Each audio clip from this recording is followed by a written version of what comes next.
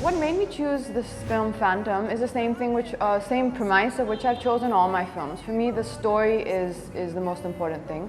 The story and the content of the film is king, and that's what I've always looked at, and I think that's quite evident to see all throughout my career, really, because I've always tried to put my audience first in terms of, is this a film they're going to enjoy, rather than maybe just searching for a role which is going to highlight me, or what I want to do in the film. I've always tried to first see, is this film going to be an entertaining journey for my audience when they hopefully come into the cinema and see the film.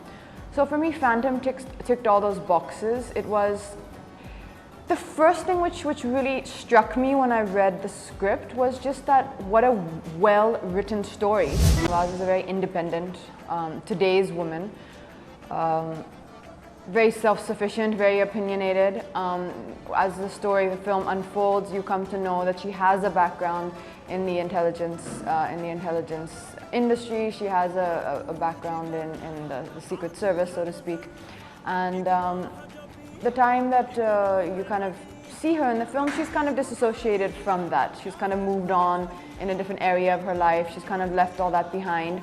And something a particular incident kind of inspires her or encourages her to kind of come back and help Saif on this mission. He's a very special friend of mine, Kabir. He's part of my inner friend circle. We worked together first on a film called New York, and that was probably a very, very important, one of the major important steps in my career. It was just one of the most beautiful experiences I think we all had. A film where there was so much love, so much passion, such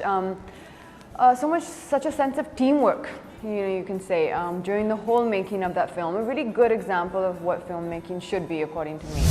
And our next film we made together was very different. It was, of course, Ekta Tiger, a huge star like Salman in the film. The canvas was huge, which Yash Raj was trying to set the film on.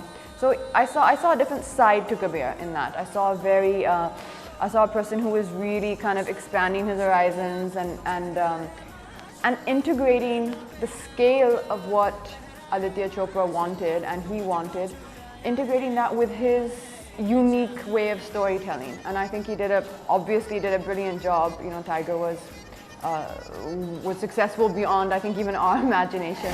So this is the third film that I've done. Of course, in between, Kabir has done another film, which I was not a part of, called Bajrangi Bhaijaan, of course, which again was such a nice thing to see, knowing Kabir from the time he started in the Hindi film industry. Such a nice thing to see him make such a wonderful film, and to see that film get so much appreciation, and Kabir gets so much appreciation. And with Phantom, I think we already had a really good tuning, having worked so much together. Kabir kind of knew my thoughts, or he knows my thoughts before I even have to say them. He can finish my sentences. When I'm watching the monitor, he already knows what my reaction is going to be if there's something, to whatever is going on in the frame. So I think we have a kind of a tuning which we don't even need to talk that much, it's just understood. And he's just great fun to be on set with. He's always in control, never short-tempered, never hyper, never getting, panicky or yelling at people because, of maybe time is going or someone's late or whatever. Always calm and in control, and I think just a great leader to have on a film set. Yeah, Saif is an extremely knowledgeable person. He's extremely educated and well-read, and just very, very nice, very kind, very respectful. A very interesting person to speak to. He can hold a really interesting conversation on any topic, and I think it's always nice to be around people like that. When you're making a thriller, so there's so many parallel tracks running, right? Which is how you build up the thrilling element, because you don't know what's going to happen. You don't know how is this all going to, come together, and how is this film going to reach its climax. And the way it was done in this film was just so clever and so unique. Like, I really felt like after a long time, the script writers and Kabir, together with Hussain Zaidi, who's written the book, Mumbai Avengers, you can tell they've really put a lot of hard work into it. It wasn't just a casual, script or kind of, just easily thrown together film. There was a lot of hard work and thought which went behind the story. Well, I think in the last few years I've had my fair share of action. I think whether it's been combative action like in Phantom, it's more real to the situation, it's more kind of hand-to-hand combat. In Dhoom 3, I'd already done a lot of physical activity, whether it was the stunts or the acrobats, you could say. And Bang Bang, again, very incidental situational action. So I think I'm comfortable in this zone. This much of action for me is I'm quite comfortable with doing. I feel quite confident. I don't feel, some people feel a little awkward when they're holding a gun or when they're running or, chasing after someone, but I feel quite comfortable in these zones. I do wish that the people of Pakistan would have or would have got the chance to be able to see Phantom before making a judgment on it, because I know the people of Pakistan definitely will not see any wrong in the film, and they'll understand that in itself is also a very important part, a very important message that we are trying to, or Kabir is trying to say in the film, which is that one wrong person does not make the country wrong. An individual's actions the country is not responsible for.